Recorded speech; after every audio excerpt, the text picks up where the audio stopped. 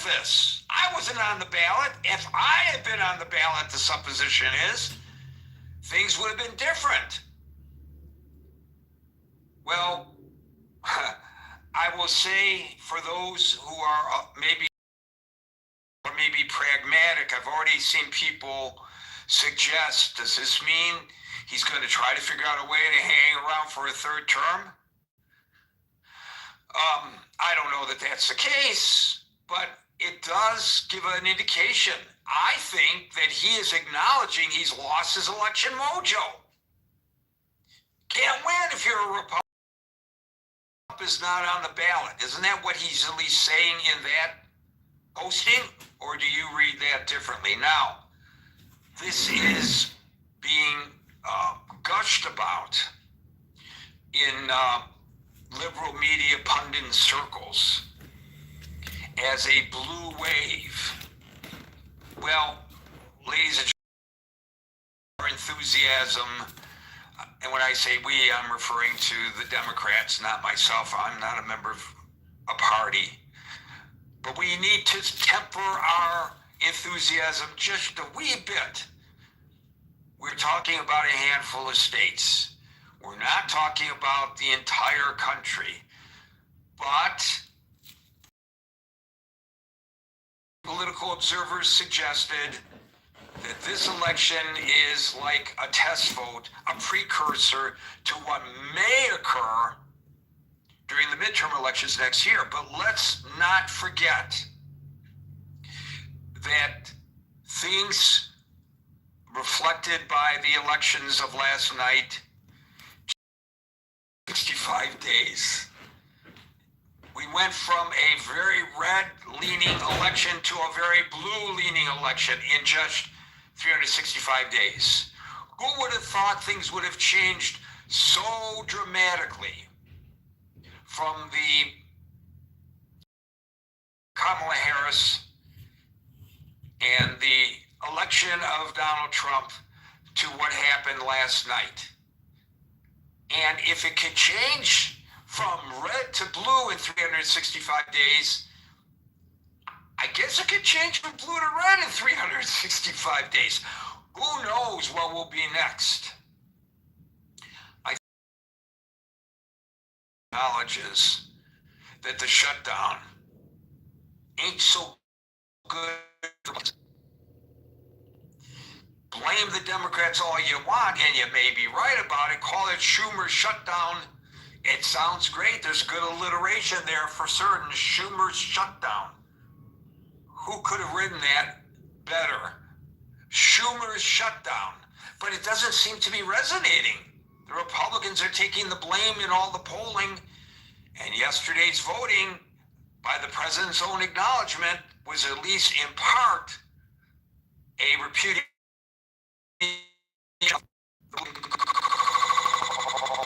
Shutdown.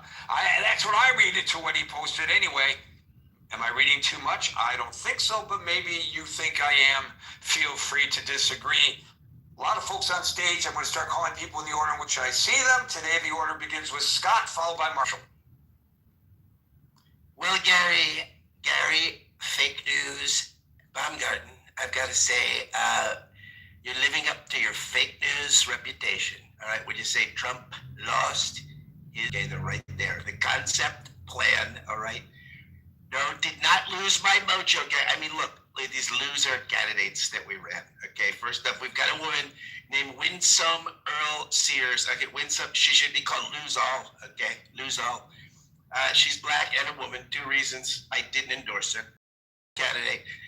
Look, I mean, Virginia, we lose Virginia. I mean, look, I knew we lost Virginia when they took down our beautiful Confederate statues, okay? We should have known. Good people on all sides. We lost our Confederate statues. We lost our monuments. We should have known. We lost New Jersey when they elected so Chris Christie, who is a Benedict Arnold, okay? Like Benedict Big Mac Arnold, all right? The guy never met a Big Mac, all right? I mean, we don't have a country anymore, Gary. No country. Now we have Sharia communism, okay? You want to talk about dogs? You're not even going to be able to afford a dog or cat for an immigrant to steal or eat when Mom Dom and take takes all your money. Okay, welcome to communist hell. No more country left. Trump has all mojo. All right, Gary, back to real programming. Let me ask, top of your head, or did you script that up? That was that. I came up with that in the shower about a minute ago when I was getting ready for the show. It's karaoke night, so I had to get a shower. So I was being a little creative in the shower. That's more than anybody needs to know. But I think Democrats can take encouragement from this. I mean, look, that I looked for as an indicator in this election, this off-year election, was how did the candidates do, for instance, in the gubernatorial races in New Jersey and Virginia, relative to how Kamala Harris did against Trump. And they both outperformed Kamala Harris in New Jersey and Virginia, right? These numbers are interesting because, whatever that says about Harris's campaign, if she had enough time, how Trump was, whatever, but that's encouraging, right? That's encouraging. Not only do we win the states, but there's a significant marked improvement from the last election cycle, which I think is a useful indicator to ponder. Yeah, I think also Trump was not on the ballot. He was on the ballot for Democrats. He was clearly on the ballot for Democrats. Democrats were running against Trump, and this is our virtues are sometimes our vices, right? I think Trump turns out people, and we haven't seen a Republican candidate like this, a presidential candidate, in my lifetime. A guy that basically, Republicans have traditionally not been great, right? I mean, he's a single vote getter, vote turner, outer. He's still on the ballot for those who oppose him, but he's not on the ballot for the voter. A lot of men, right, who feel disenfranchised, are not joiners, are probably disconnected from institutional life on lots of fronts. Yeah, but he's never going to be on the ballot again. At least presumably, he's never going to be on the ballot again. Well, Gary, that's why we've shown that I have to be forever. You can't trust the ballot, okay? The ballot is not good for the country. Look, that's it showed. When he's not on the ballot, it's very difficult to get his voters out. What does that mean for the midterms? What does it mean for the 2028 cycle? It's not great, right? It's not great. I think how do you transfer, Max Weber, the great sociologist, has a term, the routinization of charisma. He's a great sociologist.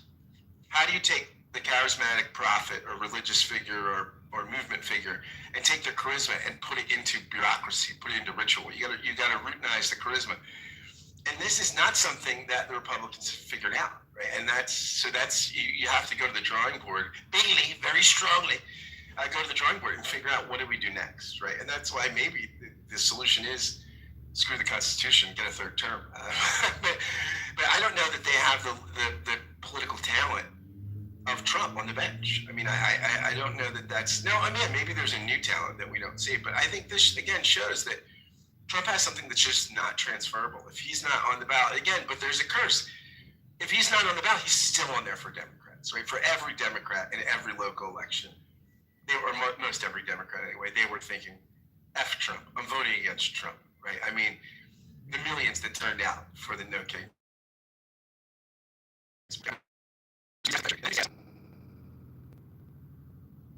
Showed in voter turnout, which again outperformed. It seems like there was more enthusiasm here on the Democratic side than there was in the last presidential cycle. So I think that's moderately encouraging news for Democrats.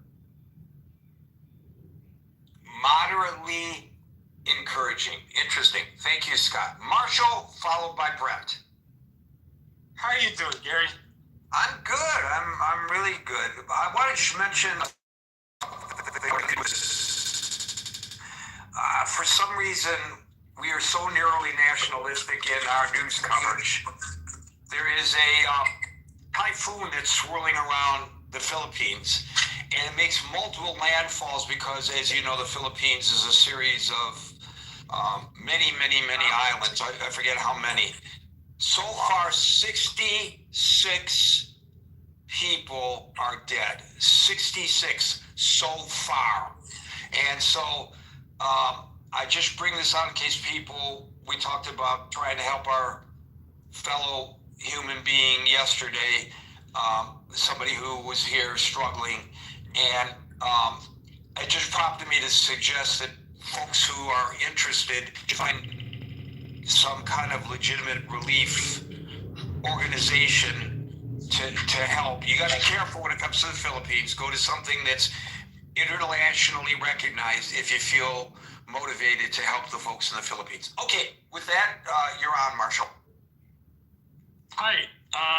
Do you know if we're sending a carrier strike group into the area to help with relief, like we did in 2014 for the tsunami? I don't think.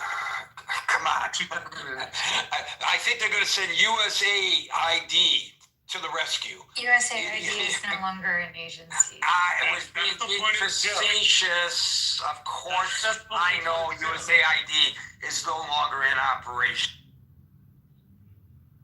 So the Republicans, we got a drubbing last night. Apparently something like 99% of counties in most of the elections last night Democrats or folks who are democratically leaning. So it's definitely a sentiment in the country. I'm not going to presume what will happen in New York. I don't know. And I don't live there, so it's one of those kind of takes. I don't like telling people about their homes, so I'll try not to tell New Yorkers about their home. It seems that we are lacking in enthusiasm. I would agree with that.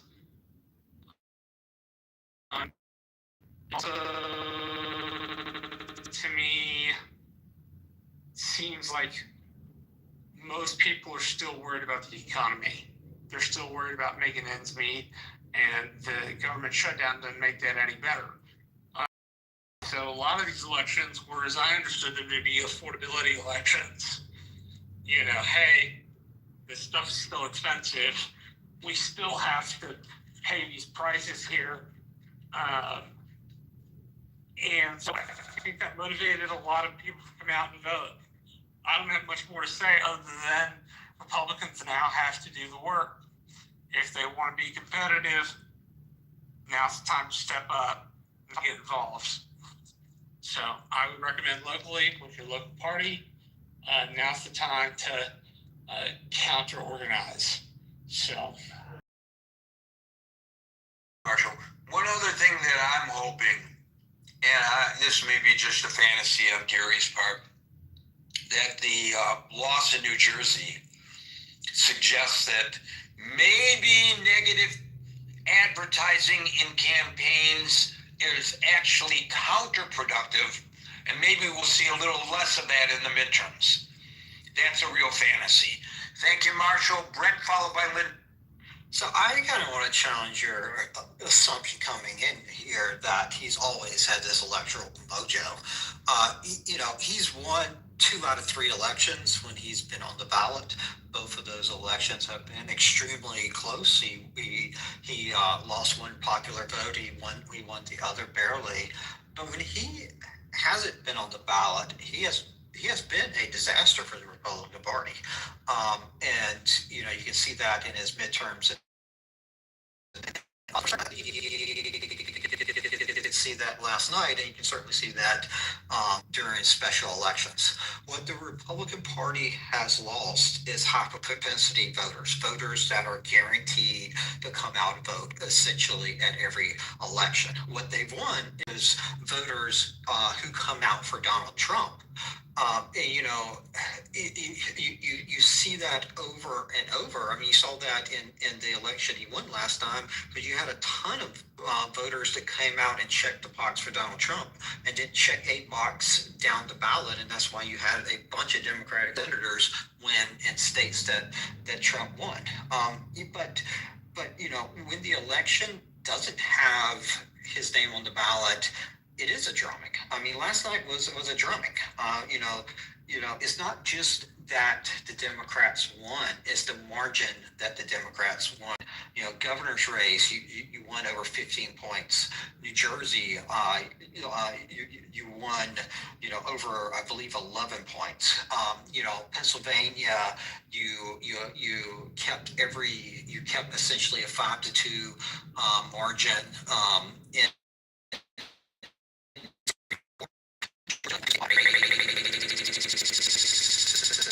that weren't even close. It was a blowout. I think the first time Democrats are serving in those positions in Georgia since, I believe, the early 20 knots. Going down houses, I believe Virginia State House, they picked up 13 or 14 seats, I believe 13 seats. New Jersey, they picked up 3, and they'll have a super majority. You look over and over and over again, this is up down the ballot for the races that were there, and not the whole country, as I admit, but where there were midterm or off-year elections, it was a pretty good drumming, and I think that shouldn't be overlooked, because if you're the Republican Party, you kind of have to think Donald Trump, despite all his sayings, is likely not going to be on the ballot again. What does this mean for my political future when I have depended so heavily on bringing out these very infrequent voters? Is JD Vance going to bring out these very, very infrequent voters? I personally kind of doubt it. If I were also the Republican Party, I would be very wary about the election in Tennessee coming up in a few months. I believe it's like a Trump 10 to 15 district, but if the election results last night are any indicator, that might be within reach, which would even further tighten the margin in the House. So I think what you're suggesting, and tell me, how I am with analogies. I love analogies. I think you're suggesting that the Republicans are sort of like when I go out to eat at a very popular restaurant and there's a wait list for seating, right? You're making that comparison. What I'm making the comparison is about who always shows up to you. No. You're missing my comparison though. You don't get my comparison. When they call my name and they go, Gary, party of one. Gary, party of one. Oh, I think that's what you're saying about what's happened to the Republican Party. Yeah, I mean, don't step on my lines, Brent. You're supposed to be my Ed McMahon, not on the lines. Sorry about that, but yes, that analogy fits. It's kind of like the Democratic voters are your friend that's going to help you move. The Republican voters are now, the friend that may come around every 2 or 3 years, and that's a problem. You come to some of these midterm elections or off-year elections. Thank you, Brent. If he is correct, the Republican Party is not the Republican Party, it's the Trump Party, and without Trump, there is no party. I just want to know for the record, Brent said that the last election that Trump didn't win by big margins. That was not a small margin, though. Trump won every swing state, and like David Shore, a great Democratic pollster, said, had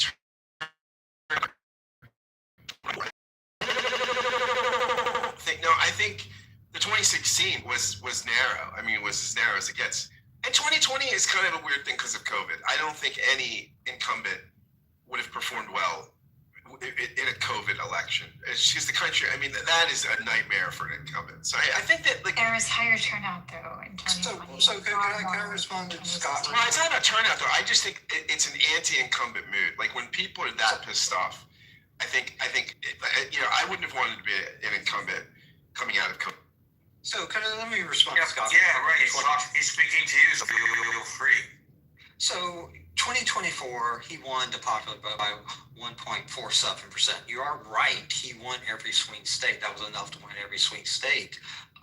But even winning that, the electoral landslide was not anywhere comparable to what we have historically considered landslides. This wasn't Bush 88. This wasn't Reagan either 80 or 84, anything like that. This was, a relatively modest a relatively modest electoral win, which it was a win. I mean, the election wasn't not doubt, but a 1.47.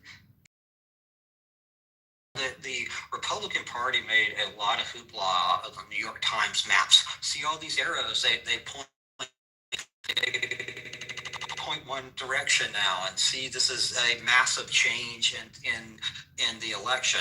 Well, I mean, if you lose the popular vote by a small amount and win the popular vote by a small amount the next election, you're likely to see these arrows, all over the country switch.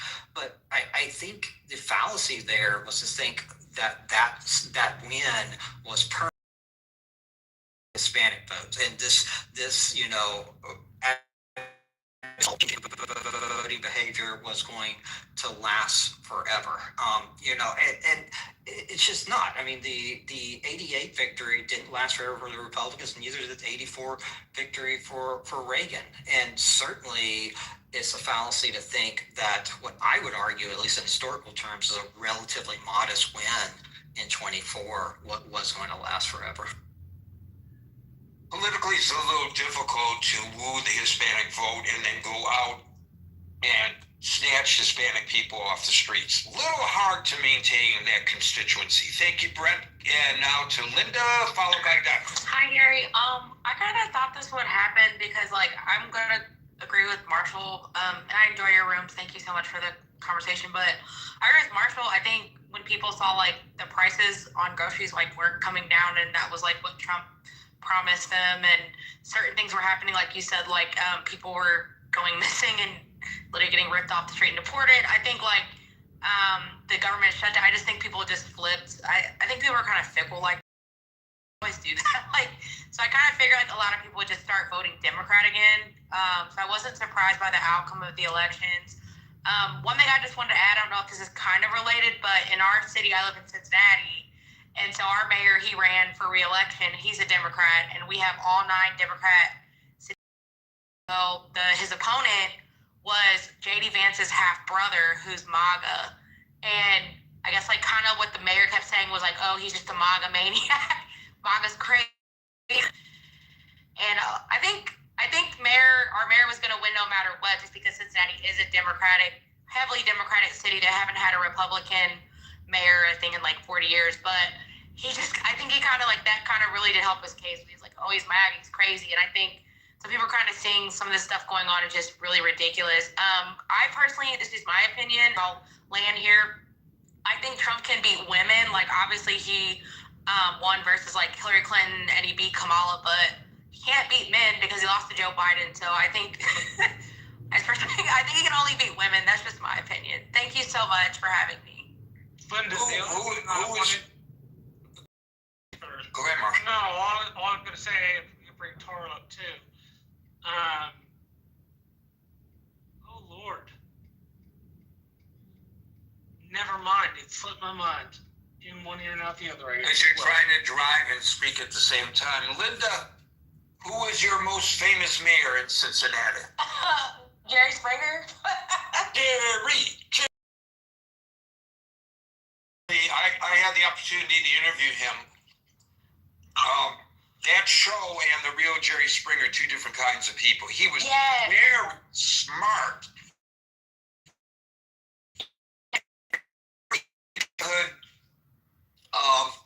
assess the situation and articulate his observations about it. He was really a very cool guy. Very intelligent. Yeah. R.I.P. Jerry Springer. R.I.P. Very nice man. Thank you, Linda. We'll go to Ben, followed by Alan. Ben.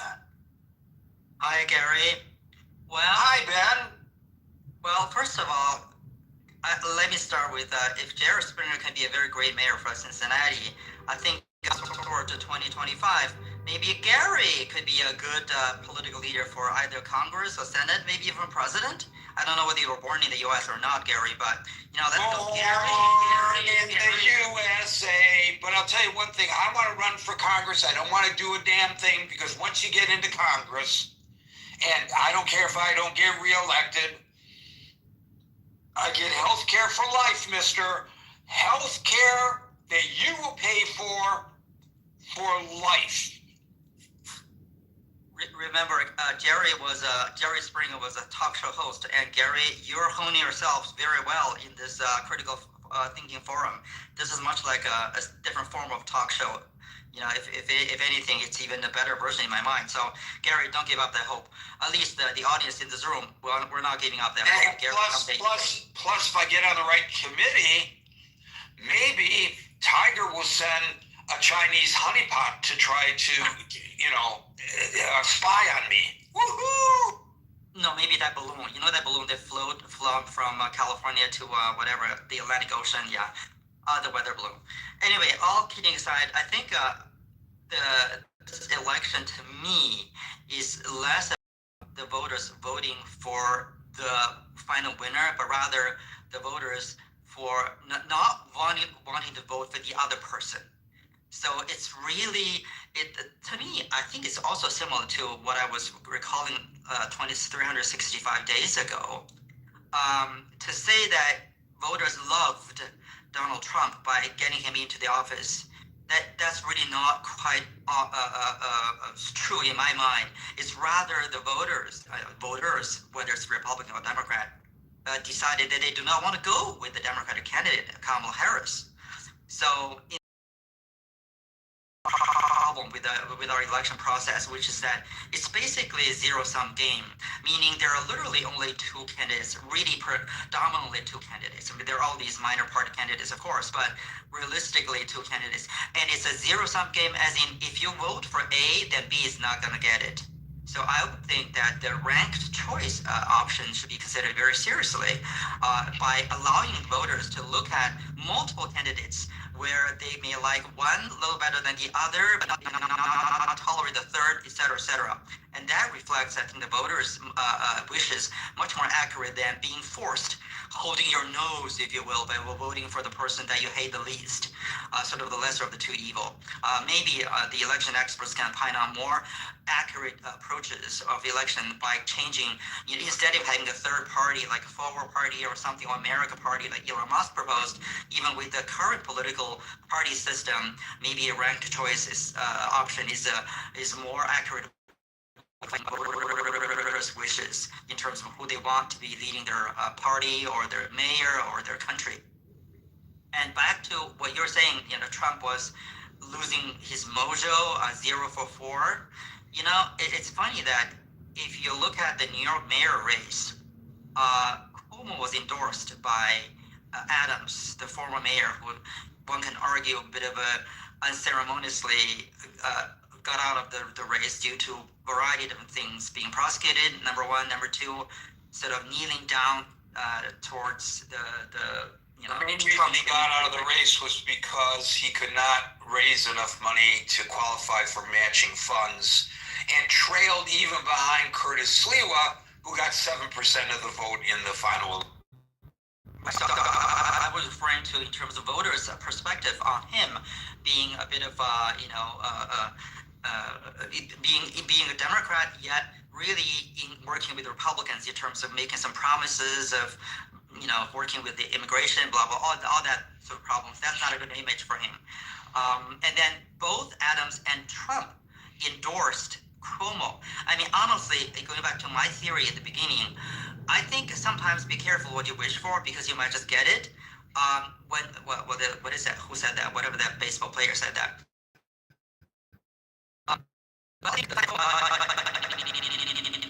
Endorsement from Adams and Trump. Honestly, I really don't think that helped him. To be honest, in terms of New York City voters. That's probably a negative. If I were one of the voters in New York, to have someone being endorsed, someone potentially thinking that I would vote for, and then endorsed by not necessarily my heroes, whether it's Trump or Adams, I think that might help me tip my voting ballot towards Mamdani, even though if I had a different choice, different people, maybe I would have probably voted for somebody else, thinking maybe Mamdani was too progressive, too liberal, blah, blah, blah. But in light of these endorsements, probably I think that could play a role. So in that regard, maybe if I were Trump's advisors, maybe if Trump wants to hurt future candidates, he should just endorse them. particularly in 2026, in this political atmosphere, after 1 year, I guess 1 year, Trump got into office, with the economy being the way it is, prices being the way they are, ICE grabbing people off the street, arresting people, detaining people who are not necessarily criminal suspects, but rather just undocumented, but still leading a decent, quiet lives with families and kids. I think those visual images are just not going to be very helpful at all to me if I were some candidate to be endorsed by the current administration. So it's almost like last year some Democrats wanted to vote for funding for MAGA candidates in the hope of hurting promoting their own candidates being finally elected by voters. I think it's a similar type of psychology. I would be very to polls any of the survey posters in terms of finer details of what voters thought beyond just the generic questions asking voters, but dissecting them not just by age, race, economic status, but also in terms of more fine and nuanced questions, such as did you vote for this person because you love them that much more than the other, or you hate the other person more so than this other one? So I think these are going to be very interesting questions. Gary, you'll have a room in the future if these data could be available, or if the pollsters are collecting this information. I think that would be very enlightening for 2026, or maybe even for 2028 for the presidential election. So, Mamdani is a gift to Trump. What happened to Alan? Why'd you fall down? Alan, I'll get to you after Ben. Don't worry. Mamdani is a gift to Trump. He's the foil that Trump needs. He's the pinata that Trump needs. I will guarantee you that anytime any crime occurs in New York City after January the 1st, because the swearing in comes at the stroke of midnight, that you're going to hear about it from the White House. Look what's happening to New York City. It doesn't matter if the crime stats continue their downward spiral, which began before Mamdani takes office, because the stats are pretty good right now. Gary, just didn't the other guy, the Silva, Sliva, or whatever his name, Sliwa. All right, Sliva. Thank you. He's police officers being a law and order guy, blah blah blah. But I don't think there went that much. I think my guess is that people are so concerned about food on the table, about jobs, about the economy, about the tariff. It goes way beyond that. It goes way beyond that. Well, it has to do with the personality that Mamdani projects. And a lot of people couldn't get past the projection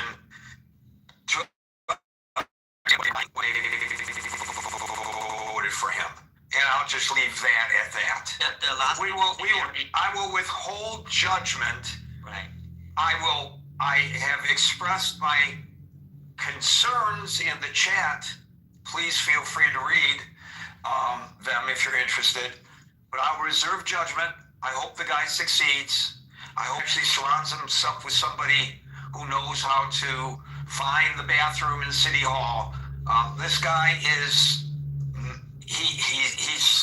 he's really wet behind the ears.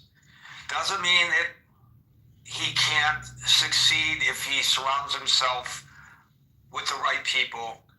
And by the way, campaign worked where he was run. He did not run. He was run by a machine. And he said what the machine told him to say. And when he was asked questions that he had not been told what to say, he obfuscated, walked away, never responded to those questions. So he's not going to be picking his cabinet is going to be picked for him. Hopefully it will not just be based on political ideology, which is the great fear that a lot of people who see beyond the personality have. Hopefully they will actually bring in technocrats. The fact that he says that he would keep Jessica Tish on as police commissioner should she want to remain, I think gives people a little bit of a vote of confidence that the city is going to be with a little bit of confidence. The fact that Barack Obama has offered to be his mentor. Running New York City is not very dissimilar to running the country. It's a huge bureaucratic. It's not like running Tulsa, Oklahoma. This is a completely different ball game here in New York City. Completely different. But he lacks sophistication and an understanding. He said, well, we're going to make the millionaires pay. We're going to make the millionaires pay. We're going to increase the millionaires' taxes because they should pay. Why is it on the backs of the poor people? And, you know, the rest of us, it's only 1% of the population are millionaires. That sounds good. The millionaires, that 1%, with all of their tax breaks, pay 40% of the city's income tax. 40%. So why would you want to piss them off and tell them they're not wanted in New York City? Now, hopefully, these are very astute individuals who will wait and see what happens.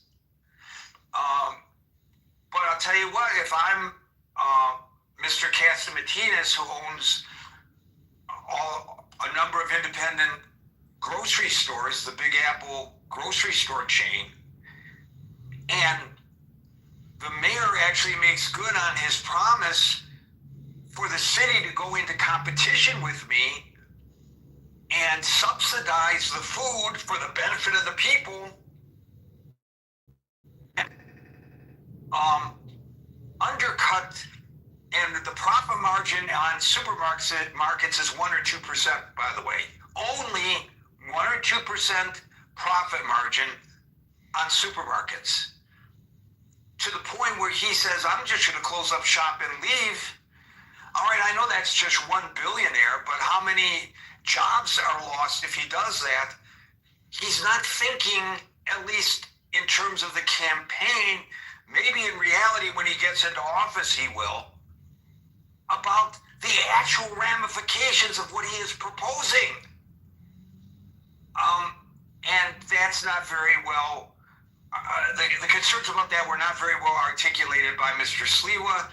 They were, Cuomo is a disaster as a candidate. Nobody wants Cuomo because of his sexual scandals and his decision to help his buddies who own nursing homes to build up their census by moving COVID patients into nursing homes where people obviously are the most vulnerable, and he killed people by doing that. Who wants this guy as mayor? And he came out, he had a hard time answering questions at the debates. He comes out as stiff. He comes out as unenthusiastic. Who wants to vote for this guy anyway? You got this fresh face. He's being compared to a young U.S. Senator from Illinois who ran for president of the United States. I don't think he's deserving of that because Barack Obama is an extremely smart person who understands the body politic. I don't know, maybe he does or the people who ran him do, Mamdani. But there are a lot of factors here that come into play beyond Trump's endorsement of Cuomo.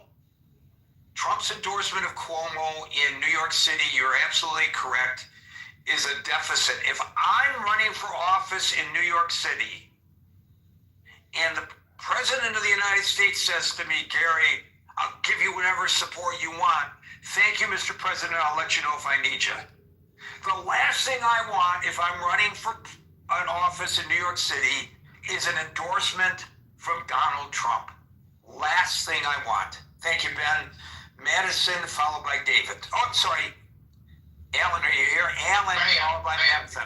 Yeah, sorry, Alan. Can you hear me? Yeah. So, Gary, first of all, I think Trump has not lost his mojo at all. But his mojo is personal. If Trump could run for a third term, I think he would be a powerful. I agree with him. But what Mandani proves is that populism works. I am very glad that Huey Long is no longer with us. I'm sorry for the way he died, but I'm very glad that Huey Long is no longer with us. Populism is dangerous, whether it's Mandani or whether it's Donald Trump. I love what you said about the grocery store operator in New York, because I think that's absolutely right. And I love your perspective about 40% of the taxes being paid for by 1% of the people. That is a concern. And if I owned property in New York, I would now be thinking seriously about selling it if Mandani is successful. If I were a Democrat, which I am not actually, I would be concerned about be as dangerous to the Democratic Party as Donald Trump was to the Republican Party. And I think if there's one lesson in the whole thing, it is that we need to be very careful about populism and about experience of candidates. It's one thing to say anybody can grow up to be president of the United States in 1890. It's another thing to say anybody could be president of the United States in 2028. And I think we need to have some constitutional amendments that protect us against inexperienced people, and we need to have some amendments that protect us against liars. So that's my opinion on that subject. I also think that Clubhouse as a platform is a hard place to work. And I admire what you do. Even when occasionally I disagree with the decisions you make as a moderator, it's not an easy job. It's easy to get emotional when you're running these rooms. And I think someday we should have a discussion specifically about the difference between Clubhouse and radio. Okay. So, yeah, I just say that, at least in terms of what we're doing here, it's just a different platform. I'm doing exactly what I would do if I were doing radio, which is not necessarily the same thing that other people do when they're doing radio. But, you know, I got a phone call last night from somebody in New Jersey. And this woman says to me, my husband and I, thanks to the election, we're thinking about selling our house. Right. Now, she's a conservative. They're conservatives. Right. And so I thought, oh, because Mikey Sherrill got elected? She goes, no, because Mamdani got elected. Right. I said, well, how does that affect you? Do you know what the answer was? It's a public, I can kind of imagine that it's the trend, that public trend. No. It was a strictly economic decision. She said, all these people from New York are going to move to New Jersey now. Yeah. Our house value is going to go skyrocketing. Now, I don't know whether her projection will prove to be true, but I'm thinking, holy crap, they're seriously thinking about flipping their house. Yeah, that's a one, and that sort of thing shouldn't be happening. I mean, I would hate to be Kathy Hochul. I think she was in a lose-lose proposition because if she didn't support Mandani, she wasn't loyal to the party. But imagine being a governor of a state that is going to create such disruption in your state. We really need to have more intelligent discussions about the overlying policy, and I really come back to what I said about populism. Populism is dangerous. Whether you're, the guy in the 1890s, I can't think of his name right now, but the silver guy, give me, I won't stand on this cross. William Jennings Bryan. Yeah, whether you're William Jennings Bryan, Huey Long, or Donald Trump, it's dangerous because it doesn't appeal to any logic. It appeals purely to emotion. And I will say, So with regard to Kathy Hochul, it had nothing to do with party loyalty. Don't forget, there is a, shall I say it as an understatement, contentious relationship between the former lieutenant governor and the former governor. They don't like each other. They despise each other. That's why he wants to run for governor again, because she, in his mind, is a disaster. He's not running. He didn't run for mayor to become mayor of New York because he wants to be mayor of New York.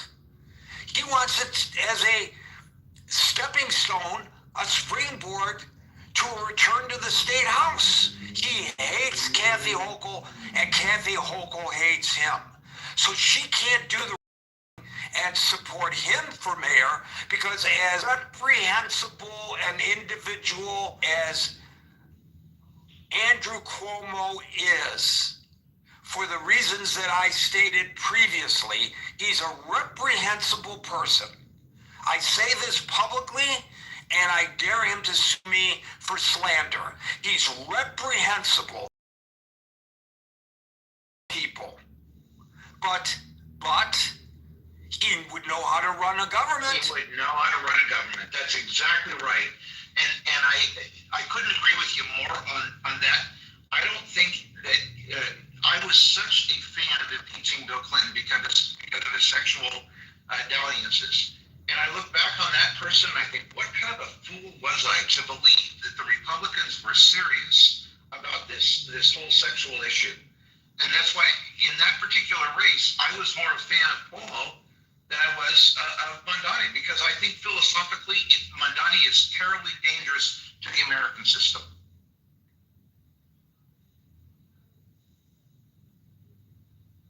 Thank you for that, Alan. I always enjoy the discourse with you. Madison, followed by... Can I just say, I want to echo Alan here. I mean, I think his point about populism is well said. And I think when you look at Mamdani and Trump, they do have a lot in common. They're both populists that are big spenders. They're grievance-oriented. They are government overreaching, and they're both identity politics people. They both thrive on identity politics. So, I mean, that's what populism is. It's big spending, it's grievance-oriented, it's government overreaching its bounds, and it thrives on identitarianism. Thank you, Scott. I, as a person who goes into New York City on a daily basis during a time period where the chances of being a victim of crime increases, I would just say I would never sit down and break bread with Andrew Cuomo. I don't even want to talk to the guy because he turns my stomach. But I would feel a lot safer in the future going into New York City with Cuomo as the mayor than I do now, at least in terms of my impressions, with Mamdani coming in. Now that could prove, I hope I'm proven wrong. I'm hoping that people thumb their noses at me and say, Nana, Gary, you got it wrong. Please prove me wrong. Please. Madison, followed by David. And by the way, we're at the 6 o'clock hour. We are now going to extra time to give everybody who's on the stage an opportunity to speak, but adding no one else to the stage. Madison. Thank you, Gary. Thank you for the room. I don't usually talk about stuff. I stay in my lane. I'm not in New York, but I think that we would be remiss if we don't address the fact that there was a shadow campaign of Islamophobia against Mamdani, and I think that that's behind some of the people saying that they're going to leave. He's already being branded as a communist, which is simply not true. It's a lie. He is a self-described democratic socialist. Well, the Islamist issue and the communist issue, those are two different issues, right? They are. For that shadow campaign that you say occurred. Yes.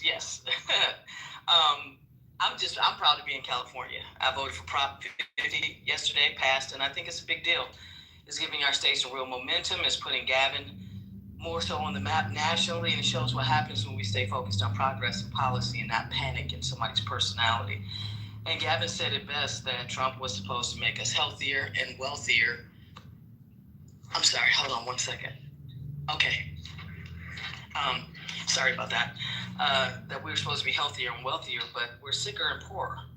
And that line really hits with people. And in terms of the elections last night, I think the Republican playbook might be running out of gas. The culture wars, everything is anti-trans, bathroom obsession.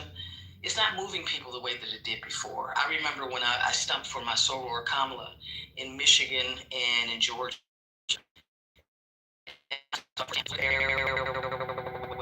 Waves of hate, fear, and it moved just enough people then to make a difference. But now, I think people are over it. Identity politics, hopefully, is starting to fade. Even the NAACP endorsed Spandenberg over Earl Sears. And I think that says a lot because it's not about what you look like, it's about what you deliver. So the same people who said to give Trump a chance, who had zero experience, may want to give Mamdani a chance as well. And I've always voted on policy myself. And I don't just vote for my own interests, I vote for what's best for the community. Because when you care about people, you vote for the person who has the plan. You know, and normally I would expect the pendulum to swing back in terms of midterms. But if things stay the same, God forbid, get worse, I think Americans are going to wake up for their slumber.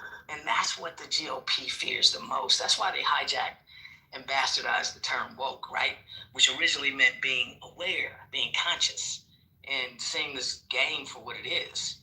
I think the Democrats are finding some footing. I'm glad they did without stooping to MAGA tactics.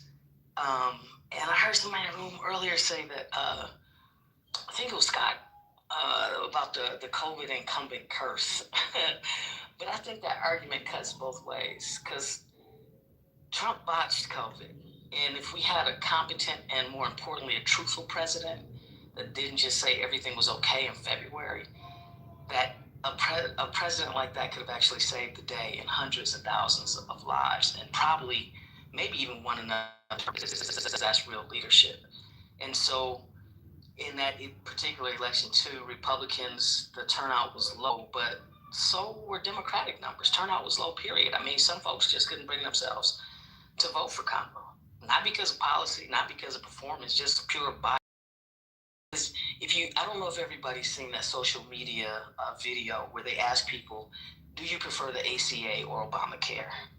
And they unequivocally pick the ACA, not even realizing it's the same thing.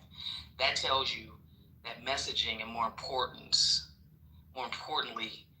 ignorance, it works. It's not the message, it's the messenger.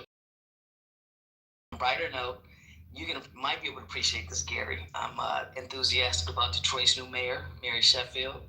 And I think across the country, you know, we're voting for progress and not panic, and we're showing the country how it's done. And everybody's focusing on the New York race, but I think the moderate Dems that won in the other markets, that those should be paid attention to as well.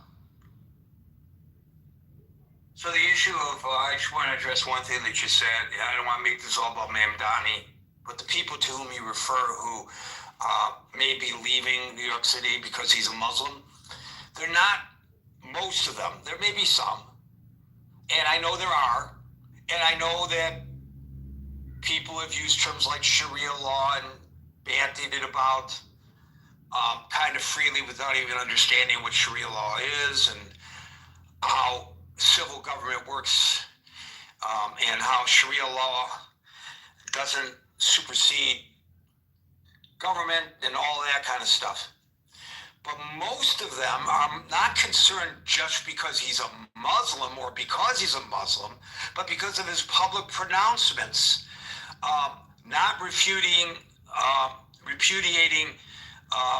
the term global intifada. That makes people feel uneasy. He's going to be mayor in a couple months of a city that is home to more Jews than anywhere outside of the state of Israel. and he won't repudiate global intifada, because the Jews, maybe not the non-Jews, but the Jews certainly understand what that means. And then he says, well, if I am elected mayor, if Bibi Netanyahu comes into New York City, I'm going to direct the NYPD to arrest him because there's an arrest warrant for him. That arrest warrant has no jurisdiction in the United States, and you have no jurisdiction to arrest Bibi Netanyahu. So why do you interject that into the discussion? And now he's talking about BDS. Go to the chat. Abby was kind enough to point out all the investments and how the city of New York has benefited through these fiduciary relationships with the state of Israel. This has nothing to do with supportive policy of any given government in Israel. It has to do with investments, just like there are people now investing in Saudi Arabia who disagree with the government of Saudi Arabia, which is fine to do if you see a place where you want to invest your money. That's your prerogative to do so. And the cultural and educational relationships, educational coalitions between New York and institutions of higher learning in Israel. That has zero to do with the policy of the current government of Israel. And yet, he wants to divestify from that relationship because he is an ideologue who has a vision that causes people to be nervous to be Jewish in New York City. And by the way, I would just point out that after he was declared mayor-elect last night, and is there a cause and effect? I have no way of knowing, but there is concern in the Jewish community. There was a flurry of incidents of vandalism directed at Jewish institutes in New York City. There was such a high number of them. There have been a lot going on anyway. But the fact that there were so many over such a wide area of the city leads one to wonder whether this, not that Mamdani would support it, but that people may feel that they are indemnified from being held responsible for their actions because Mamdani is coming in, because he sends a signal to them that that's cool, even though he doesn't say it. Just like the president didn't say, go riot on January the 6th. He didn't say that. But people got that signal from the president, intentional or not.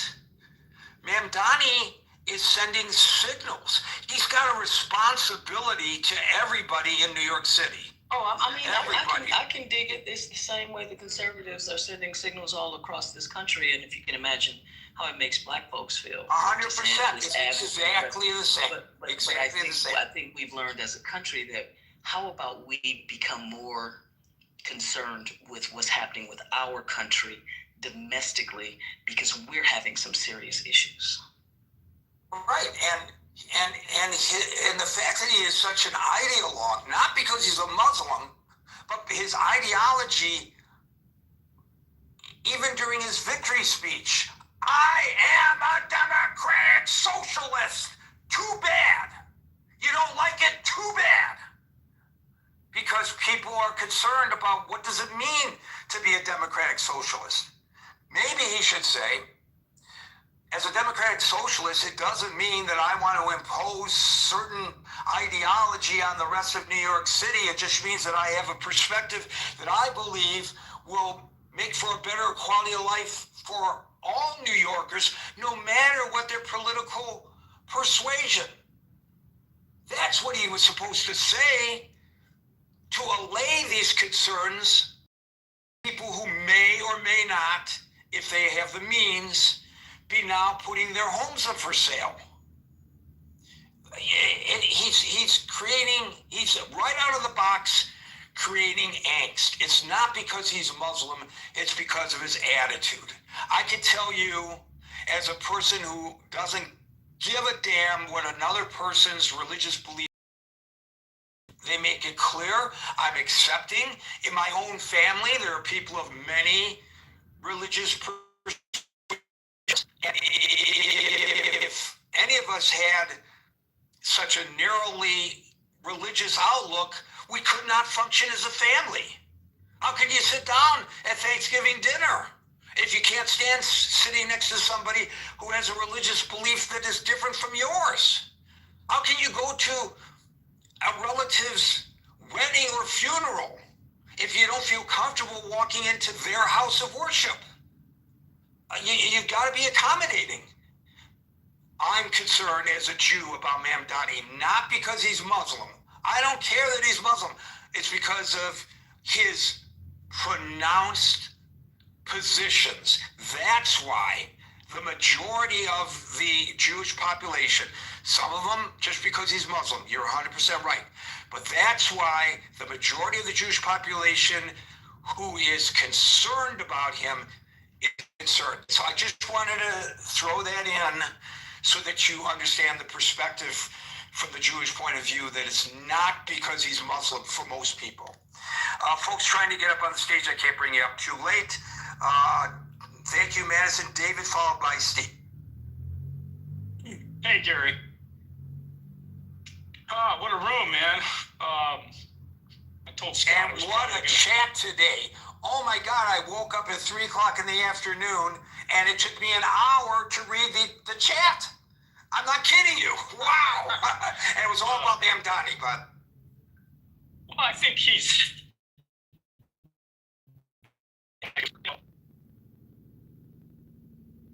The reverse of Donald Trump, a younger Donald Trump. You know, he jumped the shark. He jumped right into the largest city, arguably one of the most important cities in the world, if not top 2 or 3. And now he's going to be running the show. You know, hats off to his accomplishment, irrespective of the things you've brought to light here and others, and the concern. Myself, sitting here in Los Angeles, I have no skin in the game with regard to the policies that may impact the city. I live in a city that has similar policies that he would like to erect with regard to, you know, curbing the rapacious landlords out there that want to raise rents to the lofty levels that they can get. Bad omen for the real estate market. So the woman that was chiming in about how her house value is going to go up, well, there's probably some truth to that. I myself would not want to be a landlord with a guy like Mamdani, not knowing what policies are going to come down the pike and emboldening my renters to not accept my rent increases, to potentially say, hey, you now have to take a haircut, because if not, you know, I'm going to call Mamdani's people. And, you know, so there's a whole lot of uncertainty that surrounds a candidate like Mamdani, particularly in a city as wealthy and as important as New York City is. So I posted in the chat with regard to Bill Ackman's overture. I don't know how serious it is, but this is the guy who spent a lot of money to defeat him, arguably for a candidate that wasn't electable. Cuomo has seen better days, is in the rearview mirror.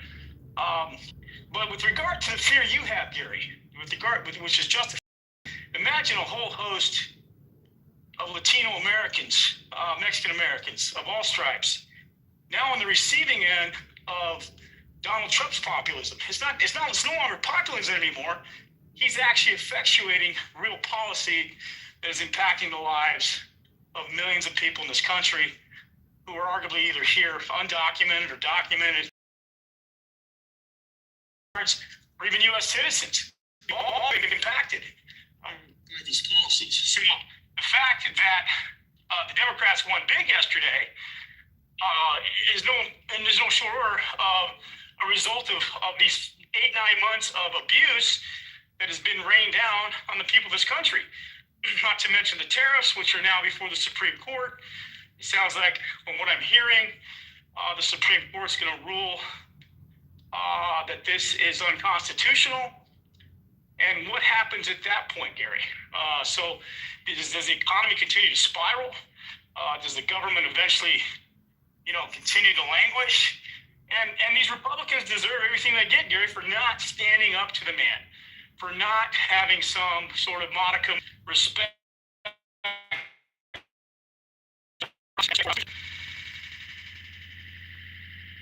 You can't continue to have this type of fealty without the repercussions that come with elections. So that's People have that kind of fealty to FDR. Excuse me? People have that kind of fealty toward FDR, in particular in his second and third term. Well, but that was a different reality, Marshall. That was a much more homogenous country. 25% of the population was out of work. FDR had to do something. Otherwise, the country was going to fracture and devolve. And some argued that into communism. The very communism that they're... You had a former governor of Louisiana running, and you had Eugene Debs, I think at that point, in prison. It was a time where socialism could have done that. My point is that if we're especially wed to people being loyal to him, we have other examples of American presidents asking for loyalty. I think the difference between the two is that a lot of those folks were willing to resign their office to oppose the president. And people in this area have agreed largely with the policy. And nobody wants to be Liz Cheney. Nobody wants to end up like her, right? So yeah, I'm not gonna say what I need to say to stand up to the man. I want to make sure I get my next 2 years, so I continue to be a part of the part of the circus. But you're absolutely right. But Donald Trump won't eat his cooking. He won't take responsibility for when his party loses bigly, right? He wants all the accolades for when they win, but when they lose, that's not his fault. He doesn't want anything to do with that. That's how it was over there in Israel when Netanyahu was getting these big victories. He wanted to join the victory parade as well. So this is how the man tries to navigate, the situation, and we're all suffering because of it. So, he needs to own up to his problems. He needs to tell the American people, particularly his party, let's get the government open. Let's not mess around with this healthcare system the way that it is, because we have no solutions. And if the American people's healthcare becomes more fractured and more expensive, they're going to get washed out next year. And you see what happens. If you thought yesterday was bad, wait till 12 months come. And I would argue, Gary, that I think the Republicans do have an opportunity to learn from yesterday and hopefully right the ship on some level and create a more balanced Congress. Otherwise, I think American people are finally waking up, and in 6, 7, 8 months, we're seeing what this man's about, and we don't like it. So, Gavin Newsom got his victory yesterday. I didn't like the optics of him having to do that. To me, that was pay to play. I was sort of like, well, we got to put our gloves on and fight the Republicans at their own game. Our democratic process going forward, because we're trying to win off of rigging the voting system versus winning with great ideas. And this is where the Republicans are losing the messaging because they don't have good ideas. So they have to grab more voters through the rigging system, going after voters that they already know aren't going to change their mind about what they're about. So I think that's a bad omen for democracy, Gary.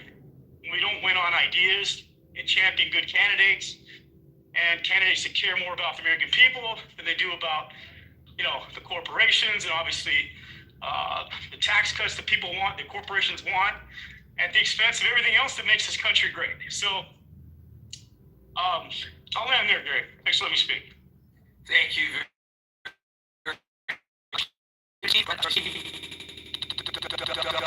Double and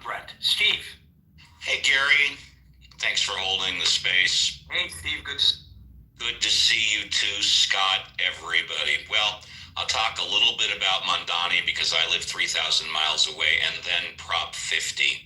I appreciated listening to the prior speaker who talked about Mondani and said we should talk about the issues rather than the personalities or whatnot. So let's talk about the issues.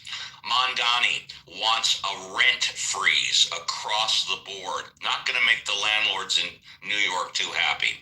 Free child care. Got to raise taxes to pay for that. Free bus rides. Got to raise taxes to pay for that. Lower the police or defund the NYPD. He also wants to raise minimum wage within the next 4.5 years in New York City to $30 an hour.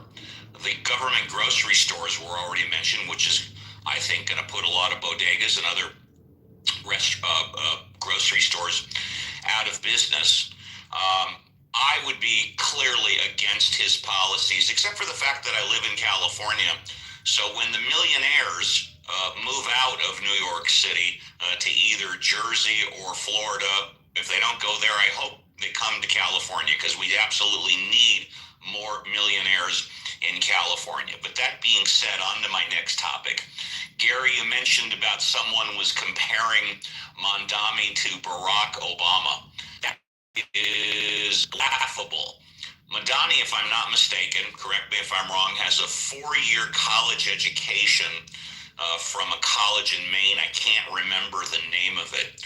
Barack Obama has an undergrad degree from Columbia and was in the top of his class at Harvard Law.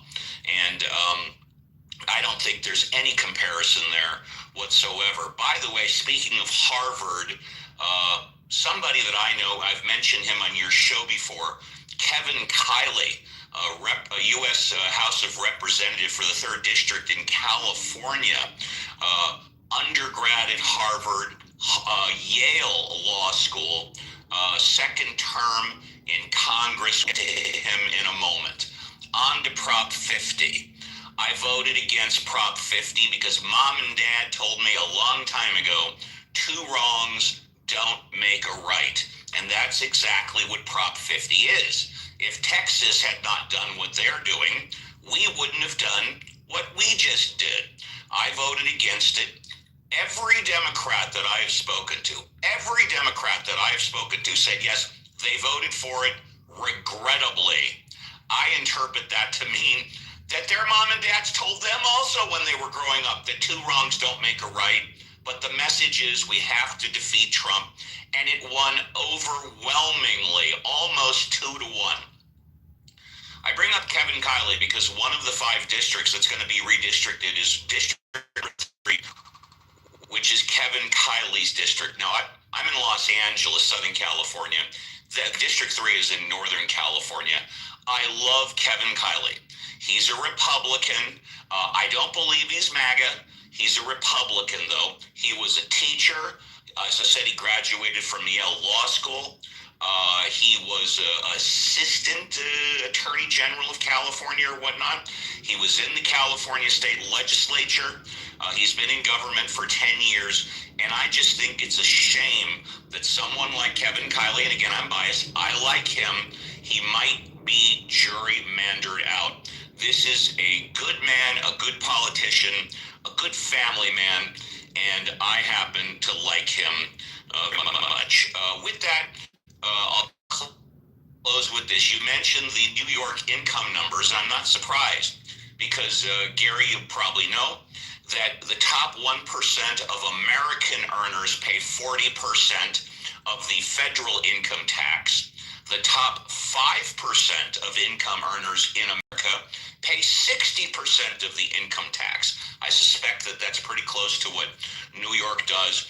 And how they're going to tax more people if and when those millionaires move out of New York, I don't know. But like I said, California, we're laying out the red carpet for you, all you millionaires. Thank you, Garrett.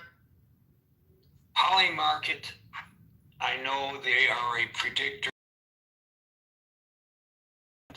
but they're pretty darn good, is predicting that housing prices are going to skyrocket in Florida and Texas because of an influx of demand from New York City. And I know there was a story, I actually read it in the Jerusalem Post yesterday, about a Jewish organization, can't remember who it was, a yeshiva, somebody. Now that Mamdani has been elected, and some of these decisions are maybe premature. All of the concerns hopefully will be unfounded, but presumably that means that this happens to be an institution that can afford to move to the Hamptons. Yeah. But people are talking about moving because they are concerned, because his rhetoric has caused them to be concerned. There's somebody in text in the chat who keeps saying it's all because he's a Muslim. It's not because he's a Muslim. People should pay attention to the commentary. It's far more nuanced than that. And I'm expressing concern. And anybody who knows me, you can't base it on my persona here in the chat, but anybody who knows me knows I am not an Islamophobic. They know it. They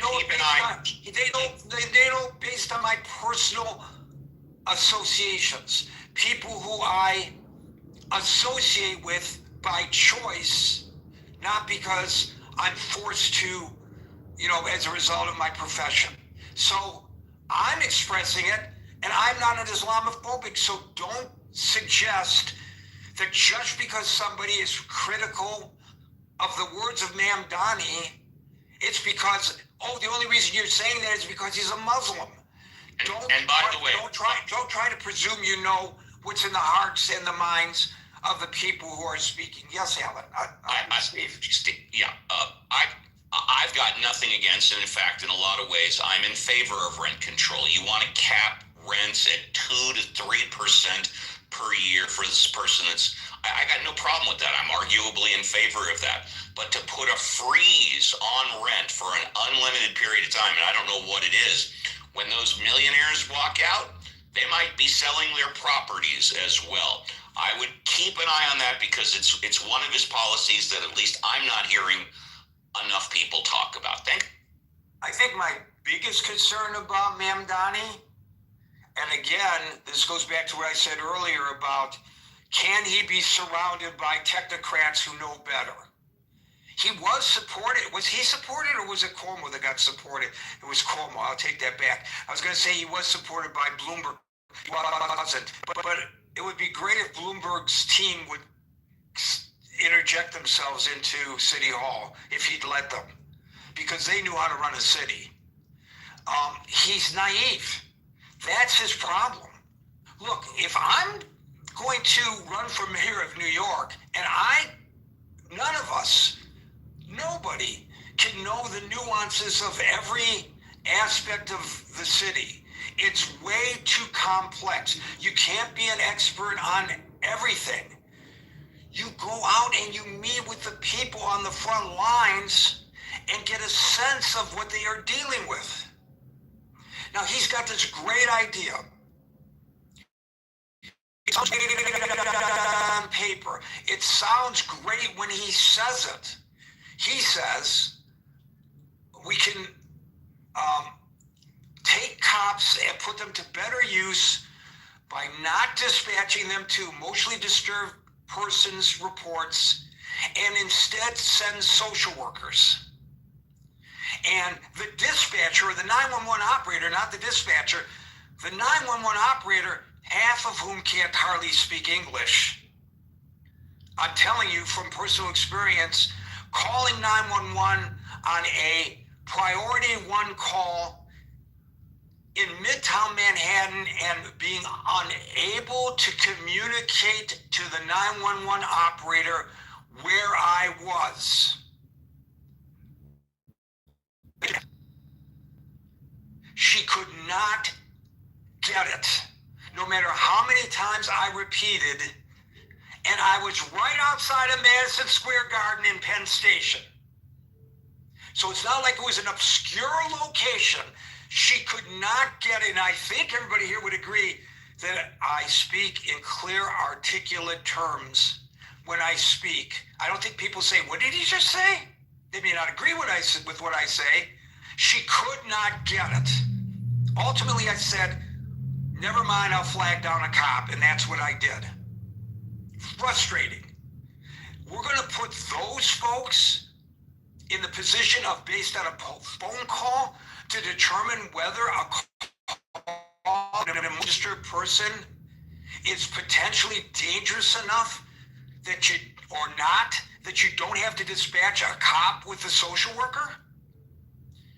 The protocol on these calls by EMS, and I confirmed it because I actually went out on the street and spoke with EMS supervisors, is we don't go in without the cops on an EDP. We don't go in because any call for an emotionally disturbed person has the potential of becoming a violent call. So we will not go in with the social workers if the person needs transportation to Bellevue Hospital for a mental evaluation. We won't go in. So it sounds great. Well, the cops now can be free to respond more quickly to other calls in the precinct because we're just going to send social workers. It sounds great. I applaud him for trying to resolve a problem, but it won't work. I'm a social worker. I'm not going to go in there alone. Impossible. You can't do it. You're putting them at risk unnecessarily. So it's a point that he's naive. He doesn't know. He doesn't understand if you cap rents, what that's going to do to the city. If you increase taxes on the billionaires, it's not going to resist coffers. It's going to result in a net decrease in the city's coffers. But he doesn't see that. He's too naive. And so now he's no longer a candidate. Now he's the mayor-elect. So now it's time for somebody to sit down with him and guide him through this, or he's going to have a miserable 4 years ahead of him. I think you agree with that, Steve, right? Yes, I agree with everything you said. Absolutely. An endorsement from Steve. It's the kind of validation I need. I don't count on Scott any longer. Scott he won't validate for me. Double, you get the last word. Thank you, Steve.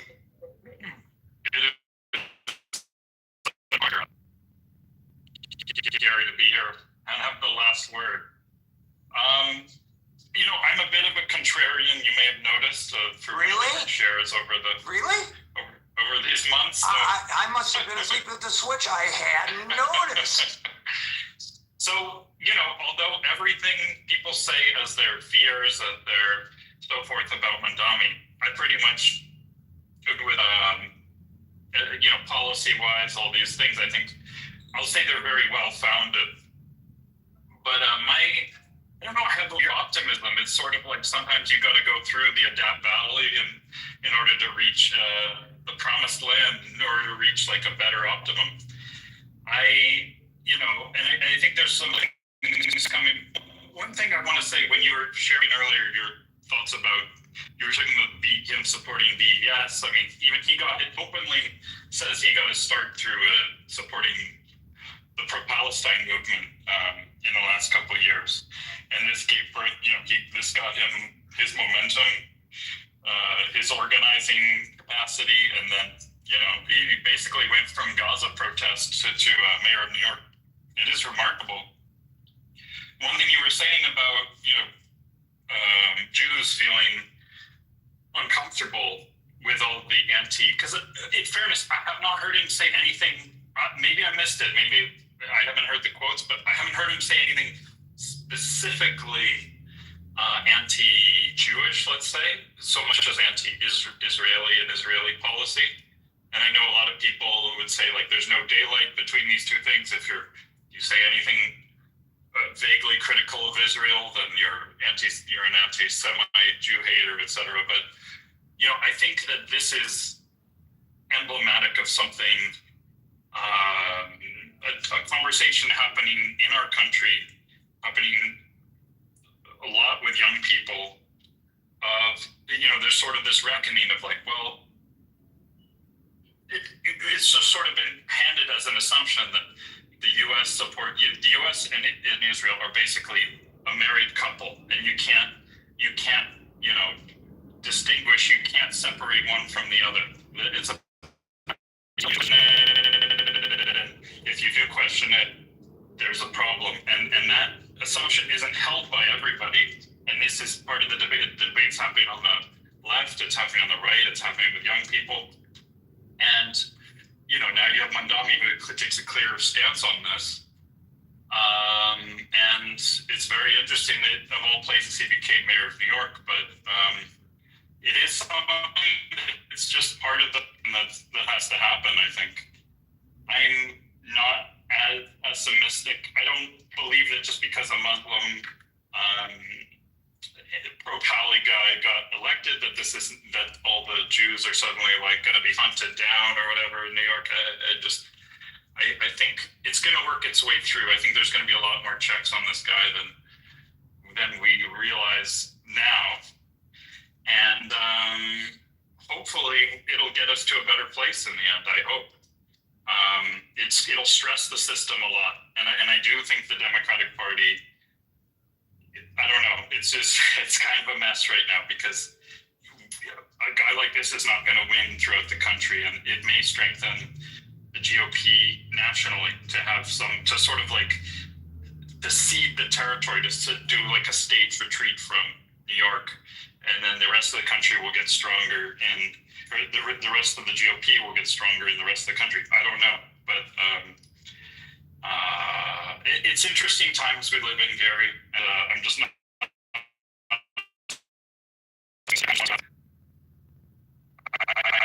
I wouldn't have voted for Mr. Mandami personally, but I also wouldn't have voted for. I probably would have voted Sliwa if I'm honest. He's got a cool beret. He's got a good, classic, no nonsense kind of New Yorker attitude. And anyway, but I think things are not. New Yorkers are tough. I mean, you're a New Yorker. So I'm preaching to the choir here, but you guys are tough. You guys are gonna survive. You can survive a lot worse than Mandami. That's what I think. And I hope I can get a free apartment in New York somehow. That's my goal with this whole thing. So thank you very much. Hey, Gary, I just want to say one thing about as I hear about all his comments on Mamdani. I mean, somebody to be a political star in the party doesn't have to be a name brand and go over everywhere, right? AOC has had a meteoric rise to power. No one would underestimate how she's built her brand. Still, are people going to ask AOC to campaign with them in a swing state? No, right? Are people going to ask Bernie Sanders, another huge political brand, campaign with them in a swing state? No. I mean, so Mamdani might be an asset to the party, just not in swing states, just not in places that are. I mean, he might be a guy that rallies the base, a place that's a brand that's good for media appearances and other things, and just. But it's not someone like Obama that plays well in all time zones, and that doesn't make you any less of a political talent because you're not, you don't get ratings in all time zones. Thank you for that, Scott. I have to deal with a troll in the chat, so I am saying adieu, folks. We're here Monday through Friday from 5 p.m. to 6 p.m. New York time. So till 5 p.m. New York time tomorrow, for the next edition of the Critical Thinking Forum, everybody be safe, be well, and peace out.